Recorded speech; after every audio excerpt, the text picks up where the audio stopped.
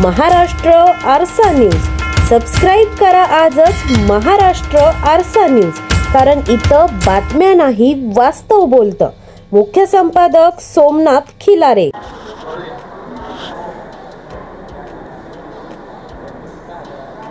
नावडा झोपडपट्टी आणि नावडे कालाधारक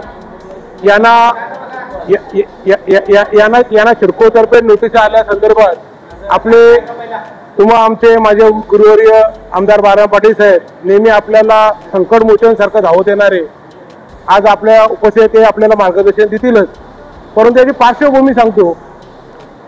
तवे 11 तारखेला अगोदर ते येऊन सर्वे करून गेले झोपडपट्टी आणि गावधारकांच्या ह्याच्यामध्ये, आणि त्याच्यानंतर ते येऊन प्रत्येक ठिकाणी नोटीस जे अवेलेबल असतील गावधारकवाले असतील द्या किंवा झोपडपट्टीमध्ये कोण नसतील त्यांच्या घराला चिकटून गेले, अशा प्रकारे काही ते चिडकोले लावले। ज्यावेळी मी त्यांची संपर्क गाठला त्यांना सांगितलं, त्यांचं म्हणणं हे सर्व अनधिकृत बांधकाम आहेत। त्यांना आम्ही एकच सांगितलं आपण तर बाबा ते अनधिकृत बांधकाम नाहीये, पूर्वजापासून आमच्याकडे राहणारी लोक आहेत, तिथून MIDC 1960 साली झाली, तिथल्यापासून इथंशी वहिवाट आहे ना, पूर्वीच्या पासून इथं आम्हा लोकांचे घरं होती, आणि अशा पद्धतीने काही भाग जो आहे सिडकोचा तो सिडकोच्या भागसाठी आम्हाला। नमस्कार, महाराष्ट्राच्या आरसा न्यूज मध्ये तुमचं सगळ्यांचं स्वागत करतो। आज बघतो मी माजी आमदार बाळाराम दत्तात्रय पाटील तसेच माजी नगरसेवक अरविंद म्हात्रे साहेब आहेत आपल्या बरोबर। भाई काय सांगाल, बघताय तुम्ही आता सध्या 2 दिवसापूर्वी सिडकोची नोटीस आपल्या झोपडपट्टीमध्ये येऊन गेली आणि झोपडपट्टीवाले थोडे त्रस्त झालेत, त्याबद्दल तुम्ही त्यांना काय आश्वासित केलेलं आहे? एक गोष्ट मी जाहीरपणानं सांगू इच्छितो की आमच्या झोपडपट्टीतील वासियांना, झोपडपट्टी वासियांना कुठेही या ठिकाणी त्रस्त होण्याची किंवा चिंता करण्याची गरज नाही। शेतकरी कामगार पक्ष आणि आम्ही सारी मंडळी त्यांच्या मागे अगदी ठामपणाने उभे राहू। त्यांची जी सुरुवातीपासूनची वहिवाटीच्या झोपड्या आहेत त्या पद्धतीनं त्यांना पुनर्वसनाचे लाभ मिळाले पाहिजेत, म्हणून सिडको आणि महापालिका यांच्या माध्यमातून प्रयत्न करून त्यांना त्यांच्या हक्काचा निवारा मिळवून दिल्याशिवाय आम्ही राहणार नाही। आणि तोपर्यंत तर पावसाळ्यामध्ये नोटीस देणाऱ्या नादान सिडकोवाल्यांना या ठिकाणी आम्ही स्पष्टपणानं जे सांगायचं ते सांगू, पण भर पावसाळ्यात किंवा त्याच्यानंतरही तुम्हाला तिथून असे निष्कासित होऊ देणार नाही, हा आमचा तुम्हाला जाहीरपणानं शब्द आहे। तुम्ही बघितलं की आता खरंच 42 ते 43 लोकांना तुम्ही MIDCच्या मार्फत किंवा झोपडपट्टीत पुनर्वसनासाठी त्यांना जसं आनंदित केले तसं इतरही झोपडपट्टीमधल्या लोकांचे तुम्ही खरंच त्याच्या पाठीशी खंबीरपणे उभे राहणार आहात का?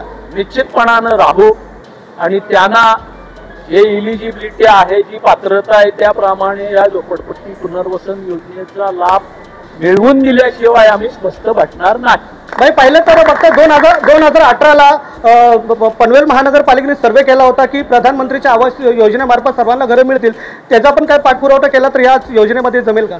निश्चितपणानं त्याच माध्यमातून आपण ते करू, पण माझ्या तर मनामध्ये असं आहे की ज्या पद्धतीनं आपण ह्या प्लॉटवर 42 लोकांचं पुनर्वसन करतोय, तद्वतच महापालिका आणि सिडकोनं एखाद्या जागी संयुक्तरित्या झोपडपट्टीवासियांसाठी सेपरेट प्रकल्प करावा आणि त्याच्यामध्ये या साऱ्यांचं पुनर्वसन करावा, अशा पद्धतीचा आपला प्रयत्न। शेतकरी कामगार पक्ष जेव्हा कुठली ठाम भूमिका घेतोय तर त्याला नक्कीच यश येते, खरं का?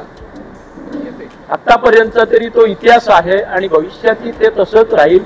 आम्हाला जे करता येण्याजोगा असेल तेच आम्ही कबूल करतो, आणि जो कबूल करतो ते मिळवून देण्यासाठी टोकाचे प्रयत्न करून ते देऊनच आम्ही स्वस्थ बसतो या इतिहासात। धन्यवाद।